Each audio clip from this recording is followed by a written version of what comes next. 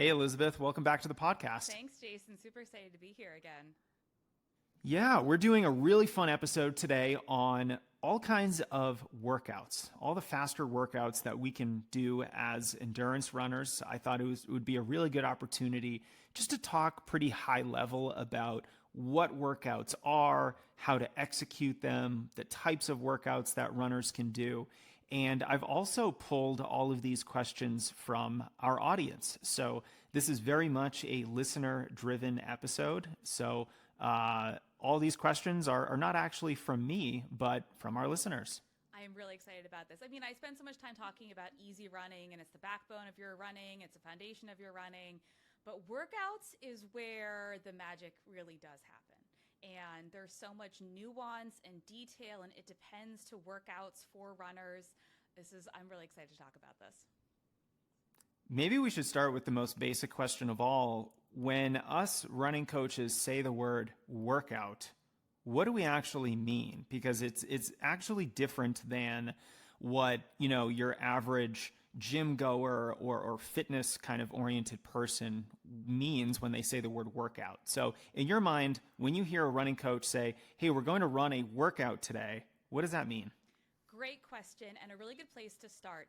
And this is really confusing for a lot of people who are entering into the world of higher level training or specific running training, because in their mind, running is a workout. When you're running, you are going for a workout. But in the running parlance, the running lingo, a workout is a very specific type of run that includes intentional, structured or unstructured, faster running, right? So we talk about the majority of your running should be easy effort running. A workout is stuff that isn't the easy stuff, right? This is the stuff we're talking about, race pace work or track workouts or progression runs. And there are a bunch of different types of workouts, but essentially a workout is an intentionally scheduled and structured day of moderate and or high intensity running that serves a purpose in your training to move you towards the goal that you're working towards. So that means the word workout is quite versatile. It really could be anything from 10 miles at goal marathon pace to 10 by 200 meters at your 800 meter race pace. This is really any type of structured fast workout, even if that fast workout is a fairly unstructured fartlek session where you are literally running fast from mailbox to tree to driveway, to the light post. It could almost be an unstructured workout, but as long as we're running some type of faster pace within the session, we can probably say that this is a workout. Yes, and I think that, like you said, structured or unstructured, I think the key word here is intentional faster running, because we know a lot of recreational runners end up running in this kind of moderate high intensity zone. On a lot of days they're running in moderate intensity zones when they should be running in their easy effort zones on days that are supposed to be in their easy effort zones. And so those are not workouts. Those are easy runs executed incorrectly. A workout is supposed to be in a moderate or higher intensity zone, and from there you probably have a billion different permutations of how the workout might actually be written, but the whole point is that you're doing it on purpose. It is intentional. I really love that word intentional when it comes to workouts. I think I've always relied on the word structured, but now that I'm a little bit wiser in my older years, I think I'm going to transition more to using the word intentional. So yes, we've been sort of contrasting workouts with our easy running. Most of us have heard of the 80-20 rule. 80% of our mileage should be at a lower intensity and 20% can be at one of these more intentional, faster paces. When we structure these workouts, how many workouts should we run per week? And obviously this is going to depend on what we're training for and who we are as a runner. But one of our questions comes from Erica, and she's curious how many workouts per week she should run if she's marathon training. Ooh, good question. So I will start this by saying anywhere from 0 to 3, which is a huge range. Okay. So you have to look at where you are in the grand scheme of your running journey and what the purpose and kind of goal is for the specific training cycle that you're in. So while 80-20 is a really good guideline, right? Roughly 80% of your volume should be in your easy effort zone, roughly 20% should be in a higher intensity zone. This is not true for every runner, and nor is it true for every phase of training that you might be in. And so, for example, talk about the beginning of a marathon training cycle or marathon training for a first-time, relatively low-volume novice marathoner, right? If you're starting from the 15 to 20 mile per week range, I can tell you that your marathon training cycle will have precisely 0 days of structured, faster training, unless I'm working with you one-on-one and we deem it appropriate that we could throw in some workouts, right? Because the goal of you in that runner in this situation, the goal is simply to build endurance, to be able to complete the marathon. Contrasting that with somebody who's run multiple marathons or has been training at relatively high volume for a while, maybe you're coming into your cycle at 40 to 50 miles per week, you're probably going to have 2 workouts per week, maybe progressing to 3 workouts per week in the final phase of your training, when actually we are kind of breaking the rule. It's a guideline, not a rule, of having slightly more of your training be in that moderate intensity zone closer to your race day. But I would say, generally speaking, most runners are going to have between 1 and 2 days of intentionally harder or faster running per week if they are running, between 4 and 6 days per week. Yeah, and I would also add that, with my background running in college, even then at that level, running fast 3 days per week was a challenge, especially when you're doing all the other things in your training that you have to be doing, everything from your long run, which is a stressful run, even though it's not technically a workout, because most of the time you're not usually doing any kind of structured running in there. Although for a marathoner, doing some goal pace running is quite common. Then we can maybe classify that long run also as a workout. But generally speaking, I'm usually more cautious about 3 workouts per week. It's very advanced. You really have to know your body, and the injury risk is just going to be a lot higher. So for anyone thinking about 3 workouts per week, just be a little bit more cautious. Just be really honest with yourself about where you are and what you're ready for, because that is a more aggressive schedule of workouts during the week. Yeah, and I'll say that's kind of like the maximum, right? So, if somebody came to me and they're running 20 miles per week, and even let's say they want to train for a shorter distance, they want to run a really fast 10K, they would still need that in that 1 to 2 workouts per week range. 3 workouts per week, like you said, super high level, somebody who can handle a ton of volume. They're probably running at least 5 to 6 days per week and have been for a long, long time. And even then, 3 workouts per week would be very cycle specific for them, and that would not be 3 workouts every week of their entire training cycle. It might be 3 workouts in the final few weeks of their training. Like, it all has to fit together. And even then, we know masters runners do better with fewer high intensity sessions per week, right? So there is a lot of balance here. So for all you runners who are thinking that more harder running is always going to be better, check yourself. That is not the case. And also, too, if you're running 3 workouts per week, you probably have one of those workouts being, what I'll call a secondary workout. It's just not going to be nearly as hard as other workouts. You might have a midweek run as a marathoner where you might do 4 to 6 miles at goal marathon pace. Now, that's actually not a very challenging workout, especially if, you're an intermediate marathoner and your goal marathon pace is, say, 15 to 30 seconds faster than your easy pace. We're still running aerobically at this point. The mechanical stress of this kind of run isn't going to be high. So just also keep in mind that every workout doesn't necessarily mean it's a 9 out of 10 on the effort scale. You could have relatively easy workouts even in this 3 workout per week scheme.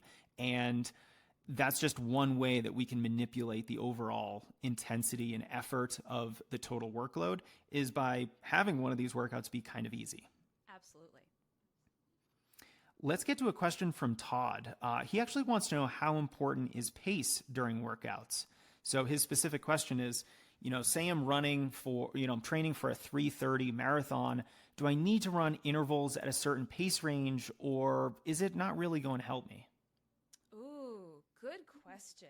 So here's the thing, and this is why I always like to work backwards from what have you done in your recent training or racing history that indicates to you that this goal time is appropriate for where you currently are in your fitness? Because the number one mistake I see that runners make with using pace in their training is they set a goal that is beyond where they are currently capable of achieving in the training cycle, and then set all their workout paces based on that goal. And then, of course, what ends up happening is they're struggling in workouts, they're struggling to hit those paces because those paces are not appropriate for them. There's nothing wrong with using paces in workouts, and we'll get to kind of the gradation of like effort over pace and pace ranges and all that kind of stuff. But first and foremost, the number one thing you have to make sure is if you're going to use pace in your training at all, you have to make sure that it's the right pace guide for you. So that's kind of like my first, like, I would say like a red flag, but like an orange flag when somebody comes to me with a hyper specific round number finish time goal, and I have to work backwards to their training and say, all right, is this even appropriate for you, or is this something that you just really want to happen so badly that you are just going to put a whole bunch of paces into your training and like hope that it comes together on race day? Let's say that this is appropriate for Todd. Let's say that Todd's totally on the path to running a 3:30 marathon. He's like, yeah, no, my training and racing history indicates all systems go. This is appropriate. Early on in a training cycle, one, your goal pace is not supposed to or going to feel awesome. And in that case, it's really important to, especially in ideal conditions, right? Irrespective of the fact that it could be 95 degrees outside, right? That most importantly for a lot of these workouts, we want to use pace as a guide, but we really want to dial into what the effort feels like. Because what we're trying to do in training is to work the appropriate systems that are going to allow you to build the fitness that you want, so that on race day it all comes together and allows you to run your goal pace. And you might say, well, how can I not ever run my goal pace in training and yet I can run goal pace on race day? It's because pace is just an expression of how much output you are able to give. And what we're trying to do is train your body to produce the output that you're looking for. And in doing so, where you might be training at slightly slower paces than you're going to run on race day, but the effort level, the system that we're targeting in that run is the correct one. So it's okay to be off. I would say if you're really struggling, if we're like 30, 60, 90 seconds per minute off, maybe take a step back and reevaluate. If that happens multiple times over the course of your training cycle, take a step back and reevaluate. But overall, use pace as your guide, but effort is really going to be what rules you in your workouts. Yeah, I think a good example of this is, say, your lactate threshold, where, regardless of the race that you're training for, whether it's a 5K or a marathon or anything in between, your lactate threshold effort or pace isn't really going to change based on what your goal is at the end of the training cycle. Your lactate threshold is based on your current fitness level and really what is happening internally in your body. So regardless of your goal time in the marathon, regardless of whether you're training for a marathon or a 5K, your lactate threshold is going to be sort of what it's going to be on the day. And it can certainly be impacted by everything from the weather to your fatigue levels, your overall workload, and how you're feeling. So when someone asks me if pace is important, my first answer is yes, of course. My second answer is, but it's not tied to your goal time. I would love to pick out a sub 4 minute mile training plan and follow it and run a sub 4 minute mile. But I just have no business doing that training because I physiologically can't keep up with it. So, like you said, Elisabeth, I think we should work backwards. I think we should also have a healthy mix of what am I currently capable of versus aspirationally, what do I think I might be able to do with some training, with some extra fitness gains in 3, 4, 5 months? And then you can sort of split the difference a little bit.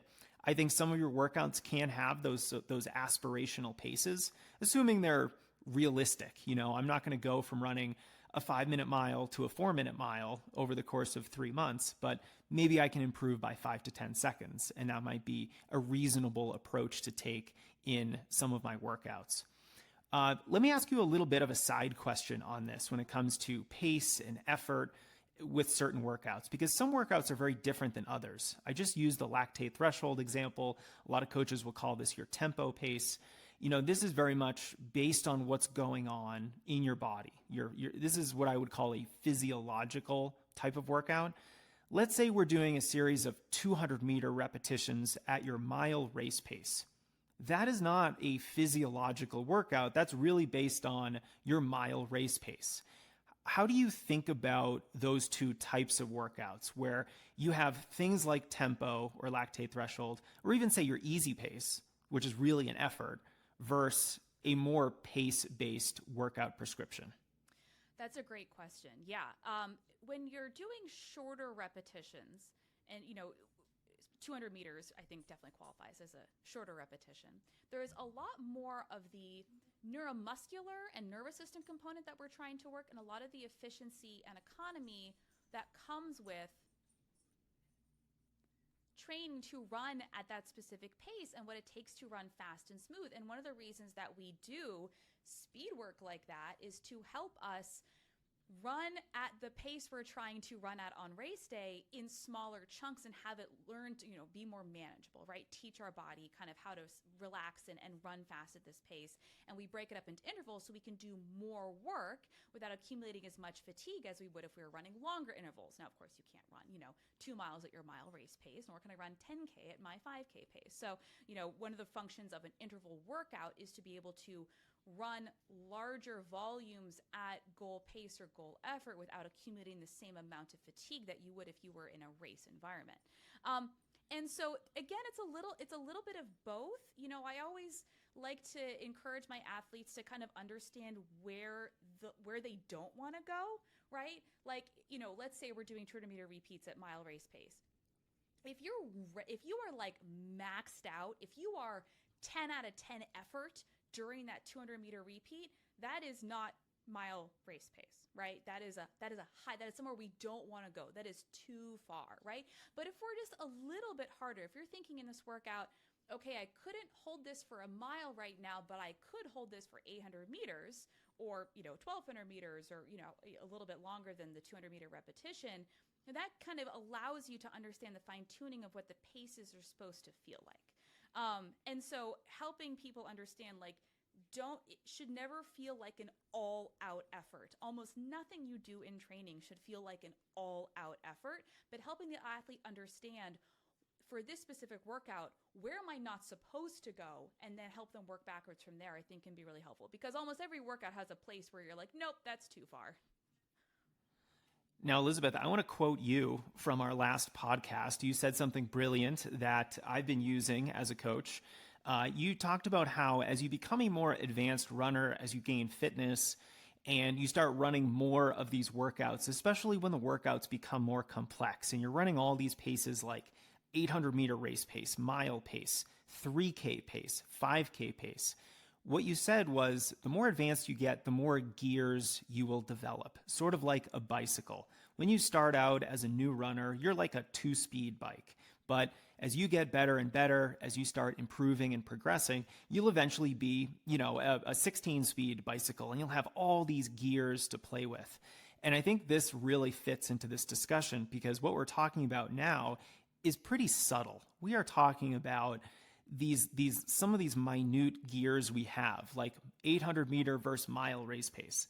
That is a difficult proposition right there to find, especially if you're a relatively new runner or you just don't have much experience racing some of these middle distances. So part of the art of running workouts is fine-tuning your understanding of where all these gears are and being able to get into that gear. Being able to run mile pace versus 5K pace versus 10K pace versus threshold pace, and really understanding not only how to execute that pace, but what that pace feels like intuitively. And it's just going to be more difficult the more of a newer runner you are, the less experience you have. And that's okay. It just means this is low hanging fruit. You're going to develop this over time, and you're just going to gradually get more and more gears, like you so eloquently put it, as you become more advanced. So anyway, I really loved that. Thank you for this wonderful analogy. Well, yes, no, I thank you, and I use that too, and that's something that's kind of that's the ultimate goal, right? And I think for when I'm working with runners, especially one-on-one, especially long term. Sorry about the dogs; they're just really. Oh, I can barely hear the good. dog, Sorry. so don't worry at all. Is to help runners understand, to help them build their gears, right? And I think for many runners, they get frustrated that they don't have this experience, this skill set yet, because there is no substitute. Like, it's something that you genuinely just have to work through with the experience of training and racing over multiple cycles. Hopefully, we're not making too many mistakes along the way, but you will, right? One of the greatest way you find your limit is to reach it, right, in a workout and say, okay, I thought that I paced that correctly, but I did not. I definitely went out too fast, or whatever the thing was. And these types of gradations that we're talking about between 800-meter and mile race pace, even between something, as subtle as 10K versus lactate threshold pace, for the vast majority of, recreational runners, and I definitely count myself as a recreational runner, that is not something that is intuitive, right? It's something that you have to practice, it's something that you have to work at, it's something you have to pay attention to in your training. Because so much of training is learning to listen to your body and learning to listen to what things feel like and learning when you can push and when to back off. And this experience and this subtle kind of intelligence that you gain through the hundreds of hours of the work that you're doing over the course of your years of running, that's how you get better at doing this. Yes, absolutely. Now, I know we've been talking a lot about faster workouts. Let's take a step back and answer a question from Malcolm, who wants to know what workouts, if any, should you be doing during the base phase of training? So your base training, typically that is often not a period of time where you're doing any workouts, although I do think workouts have a place. What do you say to this? What kind of workouts do you think are appropriate during base training, and when should we run them? Not necessarily like when during the week, but should they be an ever-present training strategy throughout base training, or like you mentioned earlier, should your workouts sort of progress over base training? Great question. And I think when people are in a base phase, their greatest fear is somehow losing fitness, even though that we know that the importance of aerobic base building and that having a strong aerobic base makes you a better and faster endurance runner. But because people aren't running as fast as much in base building, they kind of freak out. I do feel that workouts are appropriate in base building as long as you are comfortable in the volume that you're currently running. So if you are struggling to, let's say the goal of your specific base building phase, your base training phase, is to increase your volume, and you're kind of finding it hard to comfortably increase your volume, even though you're spending almost 99% of your time doing easy effort running, are workouts appropriate for you? No. We don't want to add intensity if you're already struggling to increase volume. But I do find that in base building, I like to include things like strides and post-run hill sprints, which for me are more like drills rather than workouts, but also something like, short hill repeats, right? 30 seconds, 1 minute, 90 seconds, hard uphill with jog return to start it's a pretty high intensity workout, but it's these tiny little packages that help with your power, your economy, your efficiency, and they're a truly polarized way to train. So polarized meaning a lot of really low intensity and some very high intensity that over the long run, no pun intended, I think will help a lot of runners enter into the next phase of their training with improved power, improved mechanics, right? They've gotten some faster running in. Of course, I'm very understanding that we're all human. We are all going to, at some point, no matter what our training schedule says, go on what I like to call an angry tempo or a mental health run, right? So I'm under no illusions that even if your training plan does say 100% easy running, that you're going to do 100% easy running. But in terms of those structured, those intentional days of harder or faster running, yeah, I do think that there is a place in base building for them, but kind of the sprinkles on top of it, right? It's if you have a cake, it's the sprinkles, it's not the cake itself.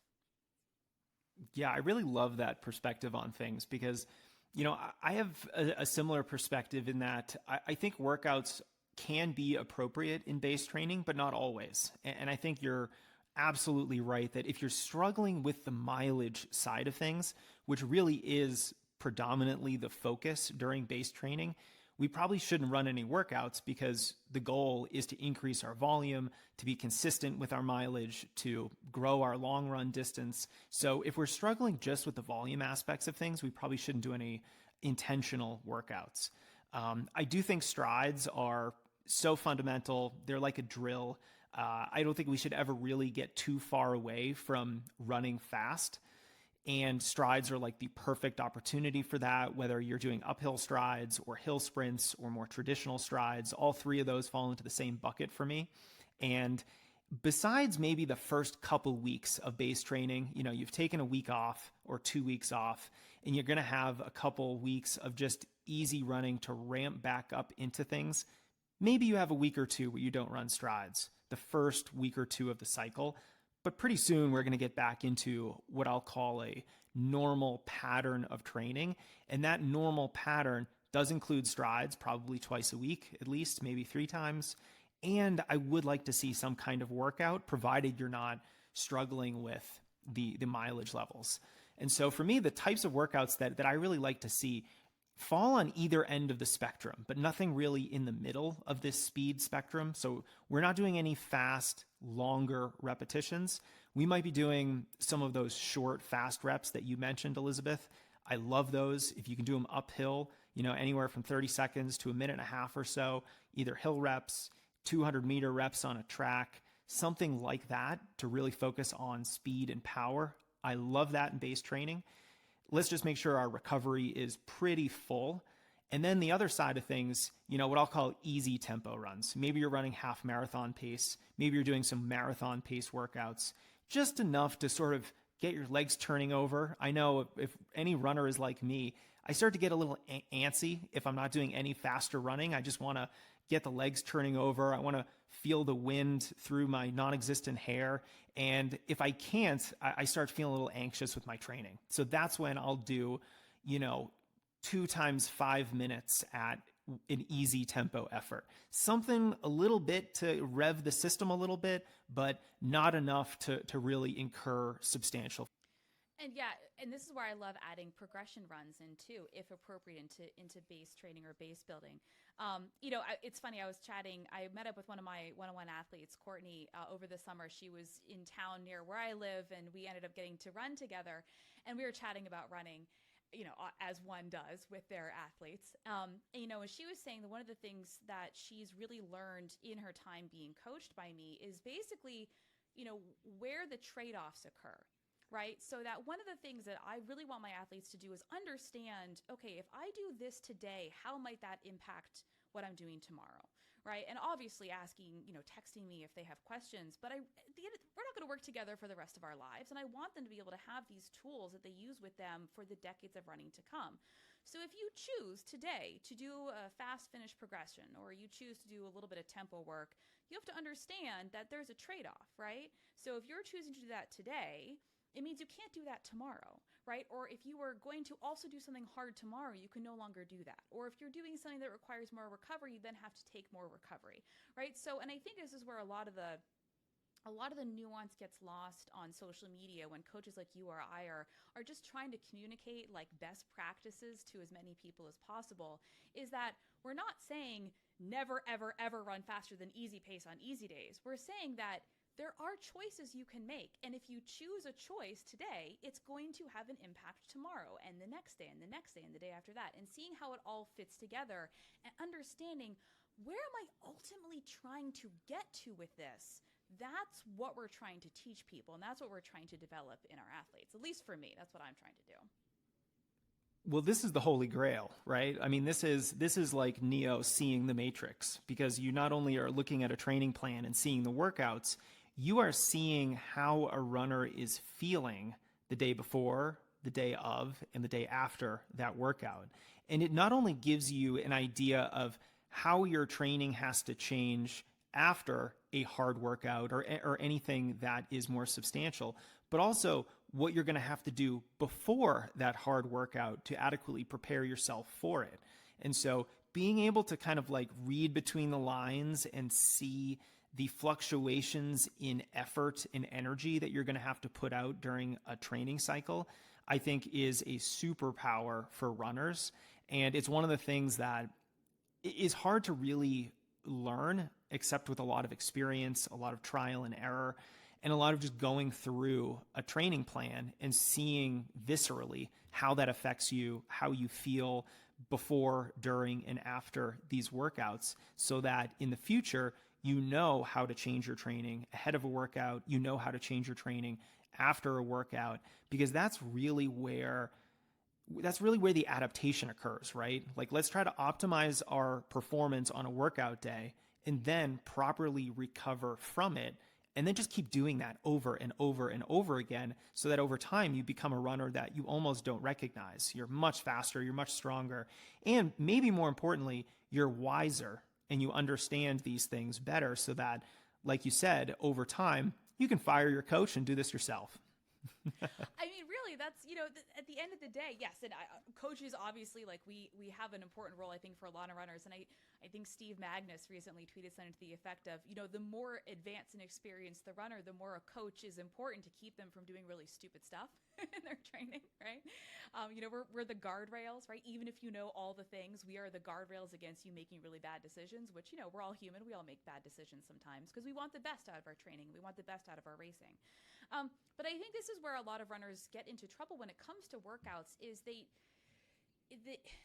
are tempted by doing too much, running too fast, running too hard, doing more reps than are called for, running the recovery too fast, not taking enough recovery between reps, moving their workouts around in their training week because of their schedule. But oops, guess what? Now I have a track workout and a threshold run back to back. Stuff like that, where it's, these types of things are really easily learned, and they can help you become a better runner if you can learn how to pull back just a little bit, to have that extra degree of, obviously, self-control, self-awareness about, what am I doing? Is my ego driving this, or is this something that's actually going to be beneficial for me? Or am I just running this workout at this pace because that pace makes my ego feel good? Or it just looks good on Strava. You're going to get those kudos, Right. Well, this hints at my final question for you. But before we get to that, let's talk about one of the most common questions about workouts that I usually get. This one's from Joey. How do you know when to increase the pacing on your workouts? If you're training around a given pace for your threshold workouts, and then you improve, let's say, a 5K or a 10K race performance by 30 seconds, is it now time to update your threshold pace? Or should you just be more conservative and just keep all your training paces the same, even as you are getting faster in races and improving your capabilities on that front? How do you think about this? Good question. I think this question is an example of when I see pace-based training fail.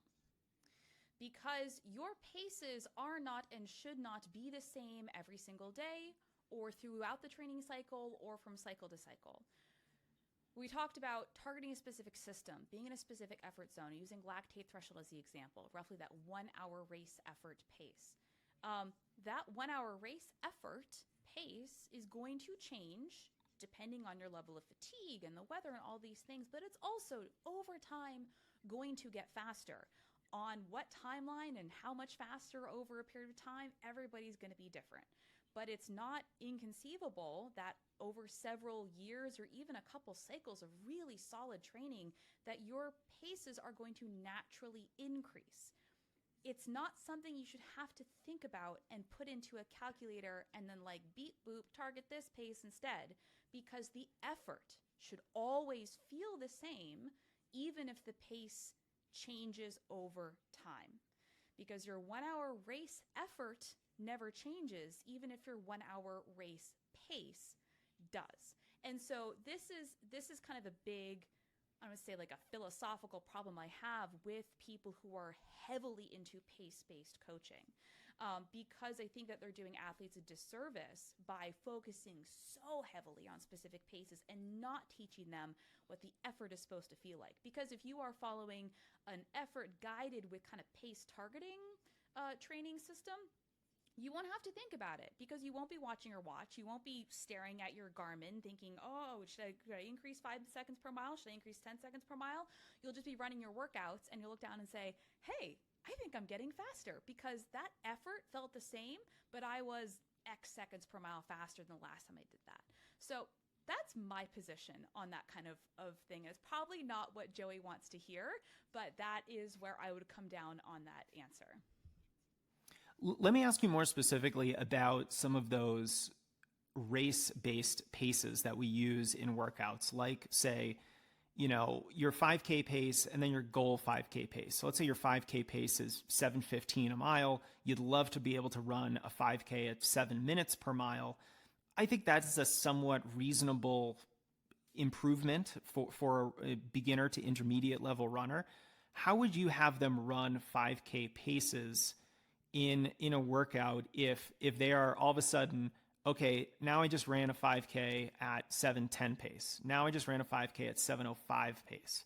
Does this make the aspirational 7-minute mile race pace more appropriate during training? Should this runner still be running these 5K sessions by effort?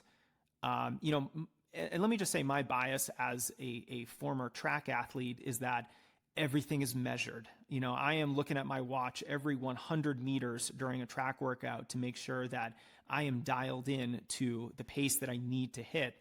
And often doing shorter repetitions, say 800 meters or less, when you're running 5K pace, 2-mile race pace, mile pace, 800 pace, these are very specific paces. And I, on a track, especially in that kind of a precise environment, I don't really want to be relying on effort or feel because I care about the actual finish time.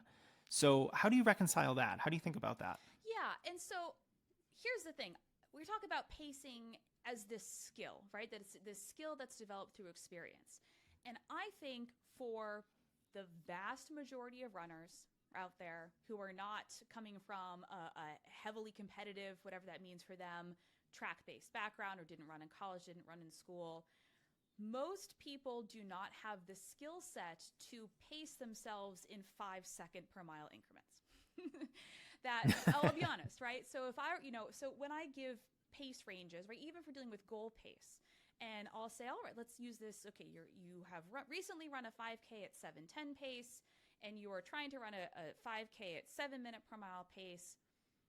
I know there's a difference, right?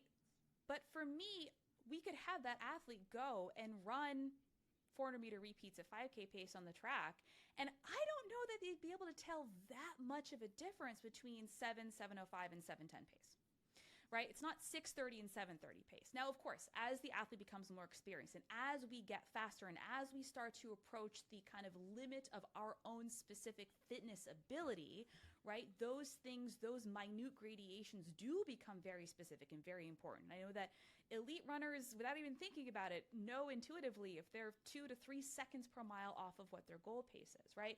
But that's not the majority of us. I think kind of to answer this question is say, I still do think that having that pace target with the effort still feeling appropriate, like that would be my goal. But like, here's your pace range, go see how it feels, right? Like, fine, go run some start at 7:10 pace, even work down to 7 minutes per mile by the end of the workout and see how it feels.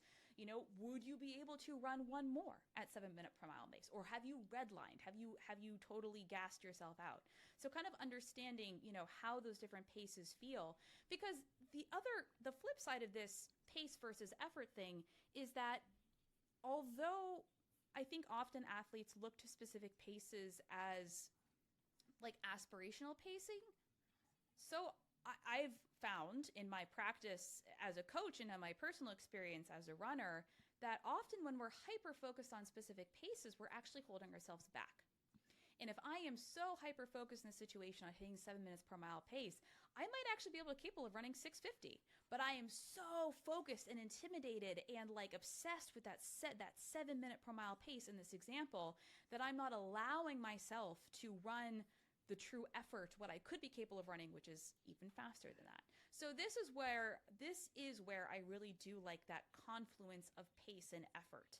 I don't think we should put all of our eggs in either basket. It should be something that we use. And I use this as kind of like, and with heart rate or power too, we're kind of triangulating, finding this Venn diagram, if you will, of where the overlap is and how to use all the information available to us, pace, effort, heart rate, power, et cetera, to figure out, where we're actually, what's appropriate for us on the day, in the workout, in the race, et cetera.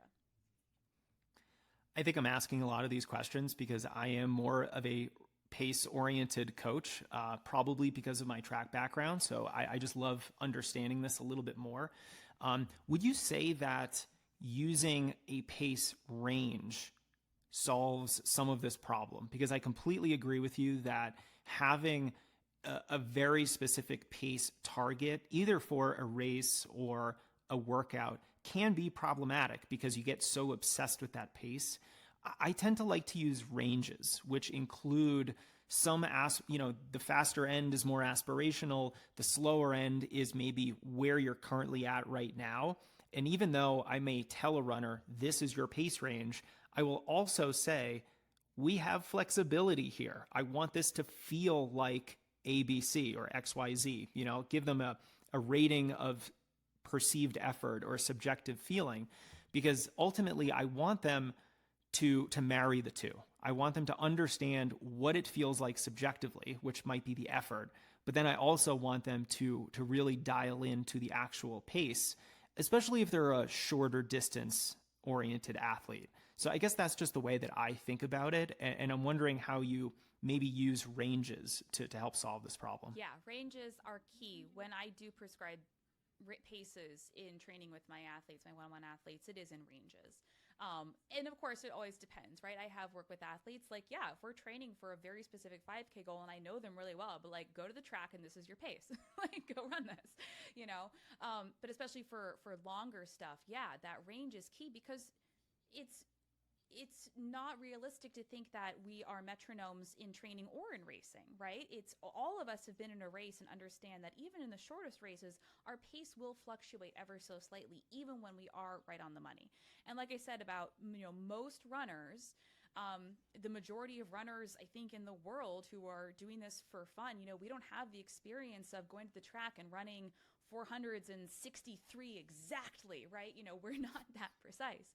But so for this, like in this example, this 5K example, 7 is your goal pace and you've run 7:15 and then 7:10. I would say even 6:55 to 7:05, and I think we talked about on the guest that you were on my podcast about using the track as an endurance athlete, talking about trying to negative split your workout, which means that if you're doing, intervals, you want to start ever so slightly slower than what your goal pace is, and then see if you can work down into a faster pace range. And ideally, have your last rep be the fastest of all, not because you sandbagged, but because you have appropriately worked down into that pace and effort range for your last few reps. So that would be a good example, I think, for this specific athlete, right? Yeah, go run some 7 minute per mile repeats on the track or in your neighborhood and see how it feels, see what 6:55 feels like, see what 6:50 feels like, right? And kind of understand, because here's the thing, thinking about that pace versus effort thing, is I think there are, especially when runners are so focused on those longer distances, right? And a 5K is technically a long distance race. We are so unaccustomed to finding that next gear, right? To go back to the bike analogy, to finding the next gear, to finding that next level, that we kind of automatically assume, rightly or wrongly in our minds, that we all kind of have this pace of like, well, I can't really run faster than this pace because if I do, something bad might happen or I might blow up because I blew up that one time that I ran faster than this pace. But that might not be true anymore. And with time, you might realize that, hey, I actually do have a gear above the gear that I thought was the top of my gears. I can run a little bit faster. I can squeeze down a little bit more and not die. And so exploring that, I think, is also key to developing your ability to pace yourself and race effectively. Yeah, I think it's funny too that as I'm thinking about this, I just remember so many of my athletes emailing me their workout splits, which are not where they should be, and I just don't really care. It's okay. Like so even though I'm using pace as a proxy for a certain level of performance that I'm expecting an athlete to perform at in a workout, there's always flexibility and things change day to day, your sleep, your fatigue levels, your stress levels. And so we do have to work within our biological system. And like you said, we're not a metronome. We are not a robot. Sometimes those paces aren't going to be possible because of the weather, because of what's going on with our body. And so when I see workout paces that are a little bit slower or even a little bit faster than what I've programmed, I understand the complexity of it all, and so it doesn't bother me at all. And I think for a type A runner, that might be a little bit surprising to know that, hey, I don't actually have to hit these splits exactly for me to be progressing in the direction that I want to be going. It can actually be a huge weight off their shoulders and a nice way to de-stress their training a little bit. Elisabeth, I want to ask you a little bit about more types of workouts and combinations of workouts. So I had an interesting question, this one from Malcolm as well. He's curious about doing 2 tempo runs per week rather than, say, a tempo plus a more VO2 max oriented workout. No doubt this question probably came up because of, a lot of the press that the threshold training from the Norwegians is getting right now. So I'm just curious, should runners just be doing 2 threshold workouts a week? Should we be doing a threshold and a VO2 max? Are there other combinations that would work better? How does this fit into the grand scheme of things? Yeah.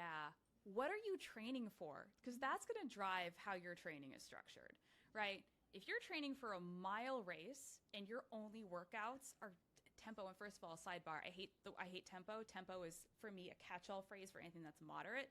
So when I talk about moderate, I like to be really specific and are you talking about marathon effort, half marathon effort? Are you talking about literally lactate threshold, that 1 hour race pace, the top of that physiological zone, right? So for me, it's like tempo could be anything from somebody's marathon pace to maybe even their 10K pace. So if you're training for a mile race, double threshold or double tempo a week, you'd probably want some threshold in there, but that shouldn't be the only type of workout that you're doing. I think it's very cool to see the Norwegian method and what the Ingebrigtsens are doing. Threshold is a staple of the training that I believe in. I think that lactate threshold training is, the studies have backed this up, right? That having a high lactate threshold predicts endurance performance better than VO2 max does. So if you have a really strong lactate threshold, right, you're going to be better off in your training and racing, along with all your other easy effort running and all the other stuff that we're doing in your training. So it depends on what you're training for. Like all of our training, it's also going to depend on what your strengths and weaknesses are, right? Something I like to do when I talk to new athletes is, I like to ask them the workouts that they typically like and dislike. Because more often than not, the workouts that an athlete dislikes are ones that they haven't been doing or tend to skip or modify or slag off, which means that they're not getting the benefits of that type of workout, even if those types of workouts are going to be really important to developing where they want to get to as an athlete. So the short answer of this is, I honestly, depending on the training that you're doing, you totally might have 2 workouts in your moderate effort zone above your aerobic threshold and at or below your lactate threshold, especially if you're doing something like half marathon training, or maybe you're doing, in half marathon training, you have some half marathon pace repeats and you have some lactate threshold work, or marathon training, you have marathon pace work and you have lactate threshold in your training. That's 2 tempo, quote unquote, tempo sessions per week. Totally appropriate. But you don't want to do that at the expense of something that's going to be also more beneficial to you. So I think traditionally we talk about, the way that workout weeks are structured. Track Tuesday, tempo Thursday, right? Is that, when we're talking about a specific periodization of your training, we want to kind of make sure we're hitting all systems a little bit kind of all the time. And so what this typically looks like is you do have a faster VO2 max session in conjunction with a threshold session. And then maybe if you are in that vaunted third workout world, maybe you have another session, or maybe you have a long one workout too. So there are absolutely going to be times when this is appropriate. I will caution you though, don't do those twice in one day, right? So I think the double threshold train that we're seeing the Norwegians do, they're literally doing 2 threshold workouts, one in the morning and one in the evening on the same day. I don't know anybody personally who is able to handle that kind of training in their training week unless they are a very talented, extremely high-level athlete. And even then, I would caution great restraint in understanding if that might be too much for you. That's a very long-winded answer. Well, I agree with you 100%. The only other context that I might add is, let's remember that every training plan, every cycle that you're in progresses.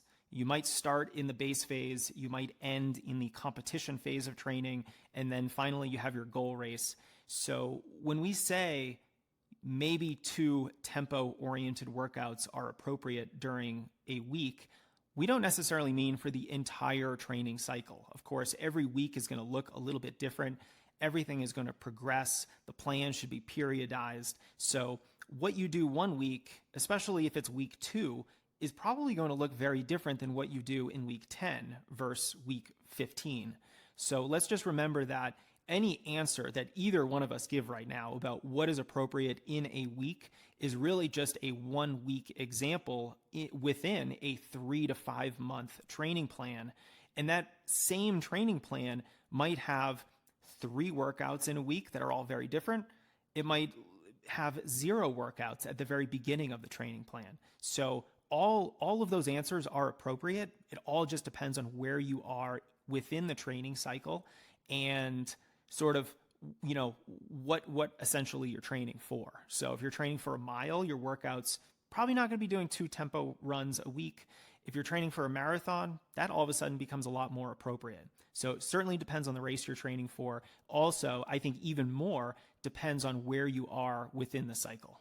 And I'll even say it kind of broadly, one of the things that I see a really big mistake that runners who write their own training without kind of understanding the fundamentals of training in general is that, let's say you are somebody who has 2 workouts in a week. Those workouts should not be the same workout, right? You shouldn't be doing, 3 by 10 minutes at threshold on Tuesdays and Thursdays, even if you do have 2 tempo sessions, right? Moderate intensity sessions per week. So that's something that I think just kind of to note here is that even when you do have multiple workouts in a week, even if they're technically targeting the same general system, they aren't going to be the exact same workout that you are just doing twice in 1 week. That's a good point. You might do something where you might do 20 minutes at half marathon pace on Tuesday, and then on Thursday, you're running 3 times 5 minutes at lactate threshold. Similar workouts, but not exactly the same. One's a little slower, one's a little faster, one's a continuous effort, one's broken up into segments, and they are going to stress the body in different ways. So let's have a little bit of variety within our workouts. I think that is also just a very high-level philosophical underpinning of my coaching philosophy, is that let's just run a variety of paces and workouts and different types of effort throughout the week so that we're just getting a different stress and training our bodies in different ways so that we're not getting too stale. Let's talk about some specific workouts. Mary had a question because she is getting ready for a hilly race, and she wants to know what kind of workouts are best for preparing for a hilly race, besides the obvious of, just running a lot of hills during an easy run. What do you think about that? Yeah, I mean, you have to be running hills, just like in general. I also, what race distance did she say? Well, we don't know. No. So Okay. we're adding a fun wrinkle into this question without that knowledge. I don't know too many people who intentionally train for super hilly 5K, so I'm going to assume this is something a longer distance race like a half marathon or a marathon. I could be wrong, but that's the assumption I'm going to go off.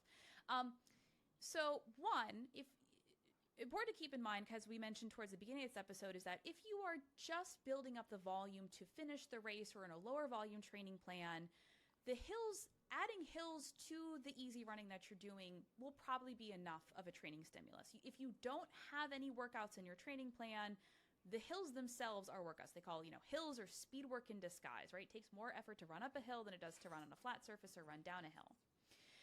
But when we are getting more technical and more advanced, the most important thing you can do is understand the specific profile of the race that you are running, right? What kind of hills are you expected to run? Are they long, gradual inclines, or are they short, sharp, really steep hills? And mirror your training as closely to that as possible.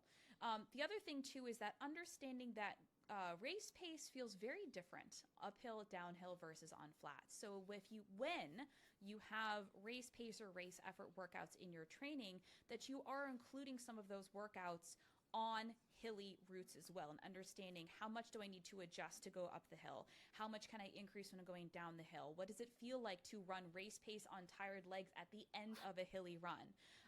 As well as including things like, and I know, Jason, you're a huge proponent of this, strength training to support what you need to do on race day, both eccentric and regular strength training for your uphills and your downhills. Aside from that, of course, hill-specific workouts, like I'm not saying that we all need to go do uphill mile repeats. I think that's bonkers.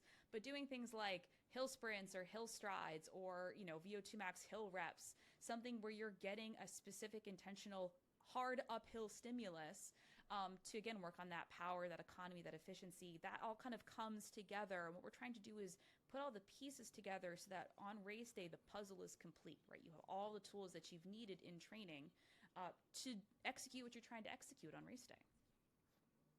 So, Elisabeth, I admittedly struggle with this question because I could probably answer it effectively in 3 different ways. I could go a step further than, your hypothetical runner who just wants to finish a half marathon.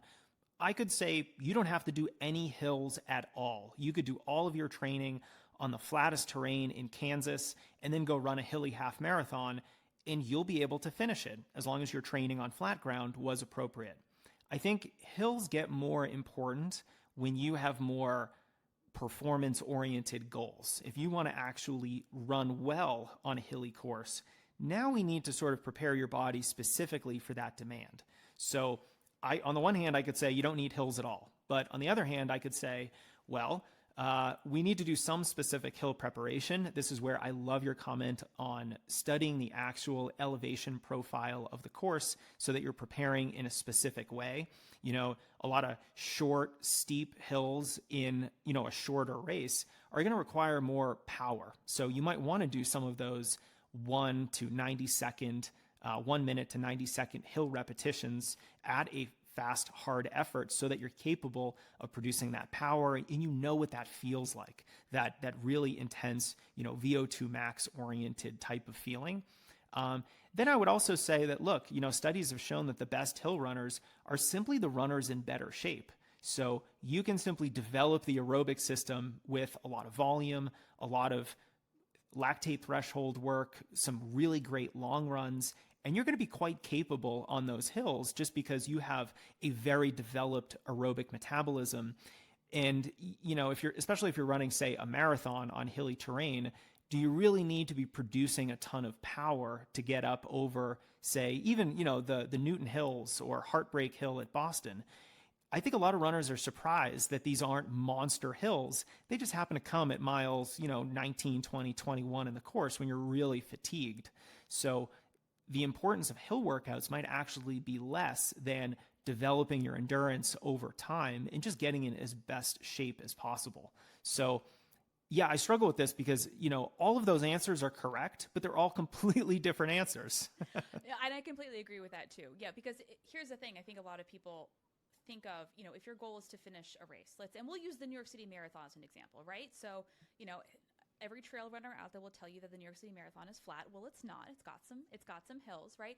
If your goal is to finish this race or any other race that has hills and you have absolutely zero care in the world about what your finish time is and you are okay walking or slowing down as much as you need to, doesn't matter what your training really consists of as long as you're training properly. It's when people have these performance-oriented goals, even if the performance-oriented goal is to finish in under X time, that this type of training becomes more important. But I will say it is very possible to overdo the hills. I think sometimes that when we get so focused on training for hilly races, we then make all of our training into hilly training, and you don't need that. It's good to get some stimulus on flat ground, to have runs where you're not, needing to walk every third hill because it's hot and you're tired, where you are just able to kind of cruise and just kind of be in the effort zone you're supposed to be in. And so even when you are including workouts that have hills in them, I still don't think that every workout should have hills, even if your race is hilly. And it all kind of fits together. And people always ask me like, well, should I program my specific treadmill for the thing and the hill gradient? And I'm like, do you have hills in your neighborhood? They're like, yeah, I have some hills. I'm like, cool, just go run those hills. Just go run the hills you have available to you, right? It doesn't have to be, well, here's the thing. You can make it as complicated as you want to make it, but it doesn't have to be overly complex. And just because it is complex doesn't necessarily mean that it's more effective. Yes. So this actually ties in with, that last question that I have for you that I teased earlier in our conversation. And you mentioned how it's easy to overdo hills. You don't have to get so specific with your hill workouts. I tend to think that's true for almost all of your workouts. You don't have to make it as specific as you maybe think you need to make it for the race, because a lot of what we're doing is simply physical development, not necessarily specific training, especially if you're a beginner or even an intermediate runner. A lot of what we're doing is simply development. And so I have this unpopular opinion that even though workouts are what runners obsess over, they're what we love to talk about, it's what looks good on Strava, it's arguably the most complex part of runners' training, but they're not actually the most important thing that runners have to worry about. I think that your overall mileage, whether you're talking about that from a weekly or a monthly perspective, I think the general consistency and distance of your weekly long run, and a third bucket that I'll sort of call extras, things like strides, strength training, a dynamic warm-up. I think those three things are actually more important than workouts for 90% of runners, in my view. If you can get good mileage with a good long run, you're doing some strength training and strides, that to me is getting 90% of the way there. And you could almost be doing poor workouts, but you're going to get a lot farther than someone who's doing great workouts, but your mileage is way too low. You're not doing a long run. You're not doing any strides or strength training. Your training might get cut short because you're going to get injured because of that. I'm just wondering if you agree with that. I understand it might be an unpopular view, or what your thoughts are on that. Consistency is more important than anything else. And whatever allows you to be as consistent as possible is going to be what allows you to get to where you're trying to go. Now, with everything, right? Every single thing we've talked about today has been like, and there's always kind of like like an exception, but kind of like but on the higher level, right? Like, yeah, if you're really trying to run a sub-3 marathon or an OTQ time or whatever it is, like you're probably going to have to be a little bit more intentional, right? Going back to that word intentional about the things that you're doing. But even then, like 95% of where your success is going to come from, whatever success looks like for an individual runner, is going to come from your ability to be consistent over years of training. And yeah, it's so funny you were saying, back to your athletes, sending you their splits. And, when I review my athletes' training and they're like, yeah, this, that, and this split, and this was a little, I was like, this looks fine. Like you did a great job. Like, I think that sometimes athletes look to us coaches as like, we have the magic formula. We're like going to plug their numbers into this magic formula and like spit out all the answers. And like, for me, what I'm really trying to do is develop runners who are happy and healthy and enjoying what they're doing. And for everybody, enjoyment looks a little bit different, right? I do have runners who really love the workouts, and I have runners who we have to coax into doing a little bit of faster running because it will be good for you, I promise. But yeah, I think that the reason that we tend to focus on workouts is because they are sexy and fancy, and we can look at them concretely and say, look at the numbers that I just did. We can't look at, the accumulation of 7 months of focusing on strength training and nutrition and tons of easy miles and be like, look at this, look at what I've done, So I think that just, we're human, and we like to focus on things that are novel or impressive or right in front of our faces. And we tend to discount the most important thing, which is that really, well, and I'm talking, people are like, how many weeks? I'm like, no. You mean months to years, right? Not days, weeks, months. It's months, years, decades. That's what you're trying to do when you're running, is to get to a place where you can say, over the decades of consistent training that I have been doing, blah, blah, blah, blah, blah, blah, blah, right? That's what we're trying to get to. Yes. And I do think that most runners tend to get hurt from intensity rather than running higher volume. A lot of the times it's because they're running higher mileage levels at a pace that's not appropriate for them. So I think if we're going to be more conservative with any aspect of our training, I would rather be more conservative with the harder workouts that we're doing, because that might, stands to reason, have a greater effect on our longevity in the sport and our consistency. That's ultimately going to mean we're going to get injured less frequently. We're going to be able to train more consistently. And I think the psychological benefit of that should not be discounted. We're not going to be depressed because we're injured. We are not going to feel bad because we have to miss that goal race, or we can't go on that really fun long run on the trails with our friends. So really optimizing for staying healthy and consistency seems to be, to me, a huge performance improvement aspect of our training, because it just has so many downstream positive effects. I don't think, and I'll bang this drum until I'm done with this world. Most people don't have any idea that they're running their easy runs too fast. And I can't tell you the number of runners, and I'm sure you've had the same experience, who have said to you, I can't run more than 3 days a week or I get injured, or I can't run more than 4 days a week or I get injured. I can't run more than 25 miles a week or I get injured. And then we look at their training and it's like, you're literally doing everything in a moderate to high intensity zone. And when we slow all of that down, they're running 5 days a week and they're feeling good. They're running 30, 40 miles per week and they're feeling good. So these, and of course there could be other issues going on, right? Nutrient deficiency, maybe you're not eating enough, maybe you have low iron. There could be, you're not strength training enough. There are other factors. I'm not saying it's just training intensity distribution, but that is a huge, huge impediment I see to runners not being able to train the way they want to, or have been told that they should be training, if that's the kind of training that they want to do. If you're the kind of person who says, I have no desire to run more than 3 days per week, no matter what else is going on in my life, awesome. This is not for you, right? It's for people who want to run more than this, who want to increase their volume and feel like they can't. They're running into this roadblock, this injury, or they're just feeling exhausted all the time. You're probably running too hard.